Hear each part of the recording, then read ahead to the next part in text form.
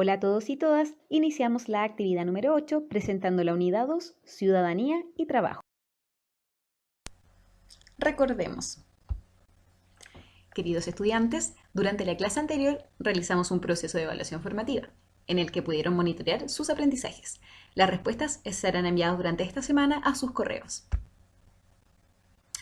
Pero a continuación veremos las dos preguntas que tienen más porcentaje de error para poder ver cómo proceder y corregirlas. Bueno, estudiantes, quería comentarles que las dos preguntas más descendidas son la 1 y la 10. ¿Ya? Nos vamos con la 1, que decía qué tipo de narrador predomina en el relato. Ya recordemos que el texto es el dentista y que utilizaba la técnica de la caja china. Por lo tanto, tenemos a un narrador inicial, que sería el protagonista. De hecho, ustedes, la mayoría contestó la C. Pero luego, esa historia pasa a ser protagonizada por el dentista, que pasa a contar su propio relato. Lo que significa que quien narraba inicialmente pierde el protagonismo, y en eso consiste la caja china, ¿ya? Es decir, el protagonista sería el centro de la historia, que en este caso es el dentista, de hecho, ojo, porque el texto también se llama así. Por lo tanto, quien narraba inicialmente y que continúa narrando, que cuenta el relato de su amigo, pasa a ser testigo de la historia. ¿Recuerdan que al inicio él decía que tenía un problema amoroso? Bueno, su problema amoroso nunca se abordó, sino que fue el dentista quien pasó a tener el rol protagónico, ¿ya? Yo les puse aquí las habilidades que tenían que poner en juego, pero más que las habilidades en sí me interesa la justificación, porque eso es lo que les deja más claro y las habilidades te sirven para ver qué es lo que debiste ejecutar. Debiste identificar tipos de narrador, ya y técnica de caja china, relacionar el tipo de narrador con la técnica planteada y luego inferir que el narrador no era protagonista sino testigo a partir de la información ya dada. Bueno, luego nos vamos con la pregunta número 10. ¿Qué decía? Bueno, perdón, era en base al texto de Instrucciones para llorar, ¿ya? De Julio Cortázar. Entonces dice, ¿por qué este texto puede ser considerado dentro del género narrativo? Era una pregunta bastante compleja porque tiene que ver con las habilidades de comprender, juzgar, es decir, generar una interpretación, ¿ya? Entonces yo tenía que ir a ver la estructura del relato primero. Tenía una estructura informativa, ¿cierto? Pero había algo dentro de él que me decía, no es informativo. Primero, está escrito por un autor de cuentos, no podría ser porque muchos autores de cuentos también escriben textos informativos. Me voy a la C, porque tiene un narrador protagonista. Recuerden que ese relato no cuenta un hecho, un suceso, por lo tanto no había un conflicto, ¿ya? Y luego porque mantiene un diálogo fluido con el lector, no hay ninguna instancia donde el narrador permita dialogar con el lector, ¿ya? Solamente es una comunicación unidireccional. Me voy a la respuesta correcta, que es la B, mantiene un objetivo estético. Si ustedes se ponen a pensar, ¿para qué se hizo? ¿Se hizo para enseñar realmente a llorar a las personas? ¿O se hizo para que alguien se entretuviera con un tipo de texto así? Nos quedamos con la segunda, ¿cierto? Es un objetivo de goce estético. Lo estético tiene que ver con lo que deleita al mirarlo. Ya cuando hablamos de estética hablamos, por ejemplo, de la ropa, de maquillaje, ¿cierto? Generalmente lo entendemos así. Pero en literatura es todo lo que tiene que ver con el embellecimiento del lenguaje. ¿Ya? Eso, muchachos, serían las retroalimentaciones con respecto a estas preguntas. Seguimos con la clase. ¿Qué veremos hoy?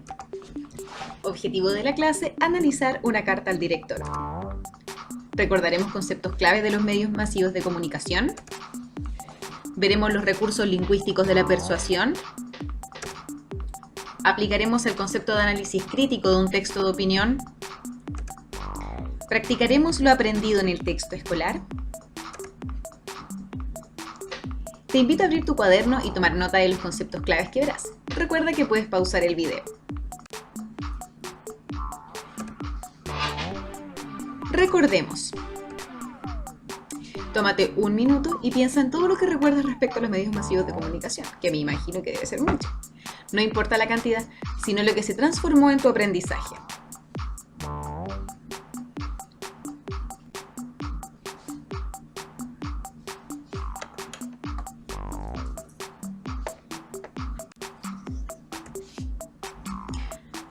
Ahora Ahora sí, vamos a recordar. ¿Qué son los medios masivos de comunicación?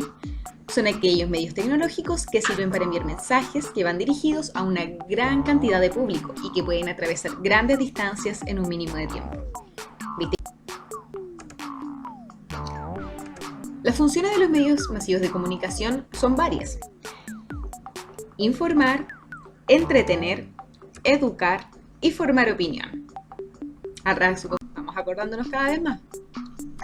Los medios de comunicación masiva pueden ser publicitarios, redes sociales, de opinión, periodísticos, de entretención, de difusión del conocimiento.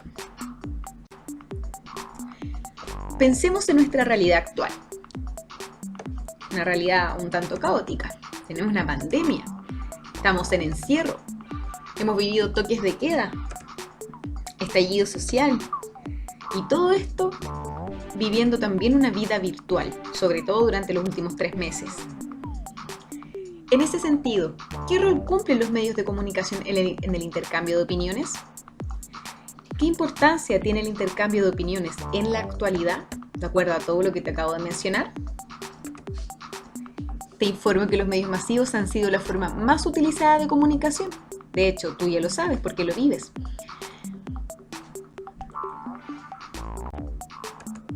¿Qué nos dice Chayanne? En este momento, más que nunca, es muy importante estar atentos al tipo de información que se nos entrega y que transmitimos, ¿cierto? Se nos entrega mucha información día a día. Incluso no sabemos si es verdad o no. Nosotros también somos transmisores de información y no siempre tenemos la certeza de que sea real. Crearnos una opinión fundamentada, entendiendo que somos parte de una comunidad. Más adelante vamos a ver el tema, por ejemplo, de las noticias falsas, en otras sesiones. Tú eres parte de esta comunidad y de estas situaciones. Por ejemplo, ¿te interesa saber cuándo entras a clase? ¿Te daría lo mismo si te dijeran que igual se realizarán pruebas coeficiente 2? ¿No harás tu opinión? ¿Tienes una opinión respecto a las medidas sanitarias que se han tomado hasta ahora en el país? Y Chayanne nos vuelve a recordar que todo lo que pasa a nuestro alrededor es parte de nuestra vida en comunidad y que también nos afecta de forma individual. De hecho, estas 3 preguntas también te afectan a ti y a mí. Ahora vamos a entrar a los textos de opinión, que son parte también de los medios masivos. Uno de ellos es la carta al director. Recordemos que la carta al director es una carta escrita por lectores dirigida al director de un diario o revista para dar su opinión sobre una noticia de la actualidad. Tenemos la estructura base, es decir, comienza con el título, luego el saludo al director y en el cuerpo presenta su tesis y sus argumentos. Recuerden que la tesis es la postura que adquiere frente a un tema. Estoy de acuerdo o en desacuerdo, tengo esta idea y la respaldo con ciertos argumentos, etc. Finalmente, la firma del autor. Tipos de texto argumentativos. Nos encontramos con los racionales y emotivos. Recuerden que los racionales los utilizamos en los debates, tienen que ver con los lógicos y comprobables, ¿cierto? Y los emotivos que tienen finalidad persuasiva, es decir, lograr que alguien haga lo que yo deseo que haga. Y tenemos diferentes recursos de persuasión. Está la experiencia personal o de otros, por ejemplo, decir yo lo vi, a mí me lo contaron, a mí me pasó, etc. Las figuras retóricas o literarias. Tenemos la mejor salud de todo el mundo. Una exageración, ¿cierto? Una hipérbole, porque si lo llevas al ámbito racional, lo más probable es que no es así. Apelar a los sentimientos, ¿cierto? Mamita hermosa, tú eres lo más bello de todo el mundo. Todo con el propósito de que te deje salir, etc. O que te compre el celular. También tenemos las propuestas atractivas, como un método de persuasión. Propuestas que sean alentadoras. Y finalmente, las falacias. Las falacias es un concepto que no profundizamos el año pasado y que ustedes en tercero medio ya tienen como contenido rasgos, porque son herramientas de persuasión que todos utilizamos, ¿ya? Es un argumento incorrecto con apariencia de correcto, ¿ya? Es decir, decirte algo que parece real, lo crees, pero realmente no tiene ninguna comprobación. Por ejemplo, quiero que presten atención a esta imagen de este empresario que le dice a su empleado algunas palabras.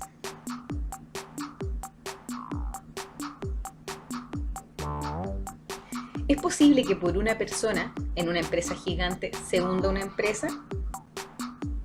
¿Realmente no hay nada que hacer? Esas palabras disfrazan una mentira y las hacen creer como reales, ¿ya? Pero parece que aquí el trabajador no lo creyó mucho. Bueno, continuamos. Ahora yo me pregunto, ¿para qué me sirve dar mi opinión y argumentar? Es una pregunta que también te hago a ti. ¿Crees que es útil en la vida? Sirve para persuadir o convencer a los demás de nuestros puntos de vista, aportar en las decisiones, ya sea personales como sociales, tomar nuestras propias decisiones justificando nuestras ideas y pensamientos. Mira, es más importante de lo que creía. Es decir, nosotros en la vida pasamos utilizando el texto argumentativo. De hecho, pasamos intentando persuadir.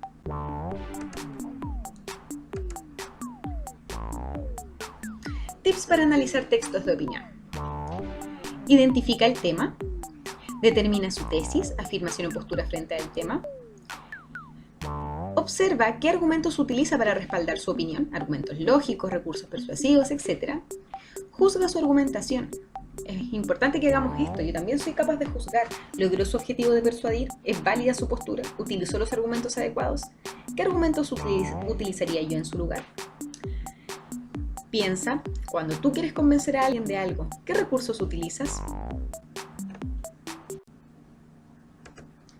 Practiquemos. Vamos a leer una carta al director y luego vamos a generar un análisis. Título: celulares en colegios. Un tema bien polémico, ¿cierto? Señor director, en septiembre próximo, Francia prohibirá el uso de celulares en sus establecimientos escolares. Me pregunto, en vez de prohibir su uso, que para nuestros alumnos nativos digitales constituye casi parte de su ADN, ¿no convendría mejor educarlos en el correcto uso de las tecnologías? ¿Cuántos profesores innovadores y creativos ya las han implementado a través de la incorporación de exitosas metodologías y transferencia de buenas prácticas en su sala de clases? ¿Por qué no apostar más por la educación de la libertad responsable para que cada comunidad educativa fije sus propias normas de convivencia digital y logren así entre todos la regulación del tema más que su prohibición? No vayamos también nosotros a poner la carreta delante de los bueyes. Carta al director, escrita por Alfredo Zelaya. Y les presento el análisis adecuado. Tema: prohibición en Francia del uso de celulares en los colegios, ¿cierto? Y eso me lo da el título y las primeras líneas. Tesis. Ojo con la tesis. ¿Por qué? La entrega con una pregunta retórica. ¿No convendría educarlos en el correcto uso de las tecnologías? ¿Cómo yo deduzco que es la tesis? Debido a que primero, si logro detectar el tema, yo tengo que analizar si ella está en contra o a favor de ese tema general planteado. Si el tema es prohibición en Francia del uso de celulares, tengo que ver ¿qué recursos utiliza para estar a favor? Analizo, no encuentro ningún recurso a favor. Sin embargo, encuentro todos estos recursos en contra.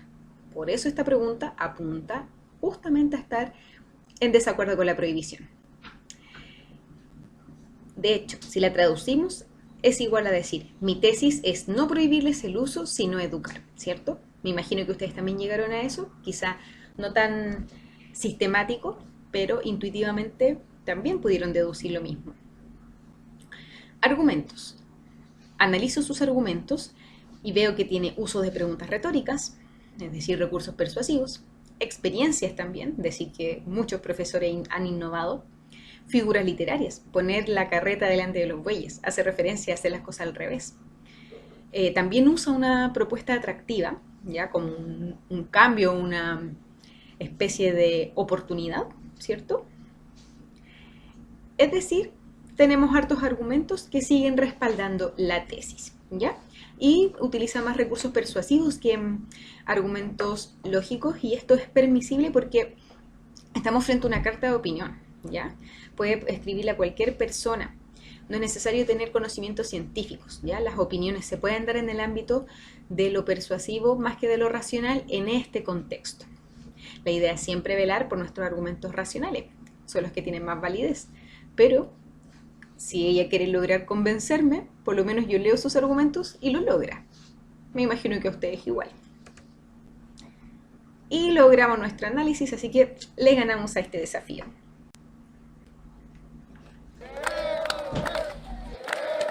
Es el grito de la desesperación. Queremos volver. No tenemos para comer, claman los inmigrantes en Santiago. ¿Qué estamos exigiendo aquí, compañeros?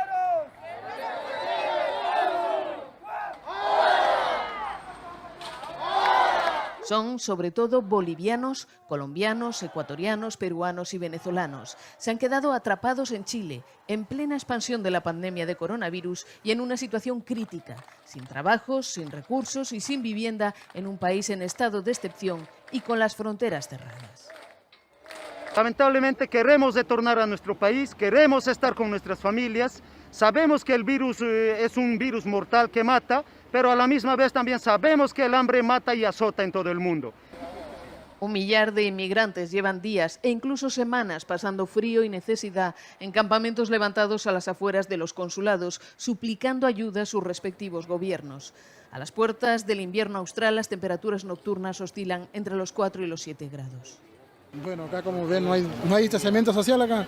No sabemos quién está enfermo, quién no, porque pueden haber personas que son asintomáticos. Las autoridades de la capital chilena han dispuesto un albergue para alrededor de 700 bolivianos, mientras la Iglesia ha ofrecido recintos para que se refugien unos 200 colombianos, a la espera de su posible repatriación aérea en los próximos días. Los venezolanos son los que están en peores condiciones, pues el gobierno de Caracas no responde. Chile vivió en los últimos años un explosivo crecimiento de la inmigración, que hoy alcanza 1,5 millones de personas. Llegaron atraídas por la prosperidad y una estabilidad económica que saltó por los aires el año pasado con el estallido social. Pero la puntilla económica ha sido la pandemia, que ha confinado a la capital y paralizado la economía. La COVID-19 se ha cobrado cerca de 1.200 vidas. Hay más de 100.000 contagiados y el sistema sanitario está al borde de la saturación. Bueno, luego de ver esta noticia con un tema actual, ya, y que cada uno de ustedes ya se empiece a crear sus opiniones respecto al tema, los invito a ponernos manos a la obra y buscar nuestro texto escolar, ya sea digital o impreso. Las instrucciones dicen: te invito a realizar una lectura de la página 124 de tu texto escolar. El texto se llama Inmigrantes y refugiados no son lo mismo y es una carta al director. Responde a las preguntas de la 1 a la 5. Ojo, el texto tiene palabras complicadas. Apóyate en el buscador, Google o diccionario. Detente párrafo por párrafo para definir las ideas centrales de cada uno y lograrás una mejor comprensión. Recuerde las técnicas de comprensión lectora. Ver párrafo por párrafo es muy importante para comprender. Les voy a dar señales de lo que les pide cada pregunta. La pregunta 1 pide identificar el tema general. La pregunta 2, identificar la tesis, es decir, la postura que tiene aquella persona. Si ustedes ya saben que el texto va a hablar de inmigrantes, tener claro que su tesis debería apuntar a estar a favor o en contra de alguna medida o de la misma migración, etc. ¿Ya? Y detectar sus argumentos, es decir, cómo yo respaldo mi tesis, mi postura. La pregunta 3 es una opinión personal que les piden a ustedes de la argumentación presentada. La pregunta 4, una opinión personal sobre una frase del texto, que ahí se las muestran. Luego de que ya trabajaron, obviamente responderán su ticket de salida, que sería nuestra verificación del aprendizaje, ¿ya? El ticket se divide en 2 etapas. La actividad Foro 1, ¿ya?, que implica que ustedes ingresen a la clase 8 de la plataforma Moodle, es decir, del mismo lugar que descargaron este PPT, y participar en el foro Inmigrantes en los medios masivos. ¿Ya? Tienen que generar su opinión respecto al tema planteado. Entre paréntesis, esta respuesta queda en el foro, no es necesario que la envíes en el ticket. ¿Ya? Solo necesito que ustedes emitan su opinión ahí. Recuerden que es clave para cualquier debate el respeto. Posteriormente, lee las siguientes preguntas, que estas sí me las deben mandar al correo, y dice: nombra un argumento que utiliza Clara Saransky para respaldar su tesis. Esto es volviendo al texto escolar. ¿Es lógico persuasivo? ¿Por qué? Luego, ¿estás de acuerdo con el planteamiento de Clara? ¿Por qué? Ambas preguntas del texto escolar, ¿cierto?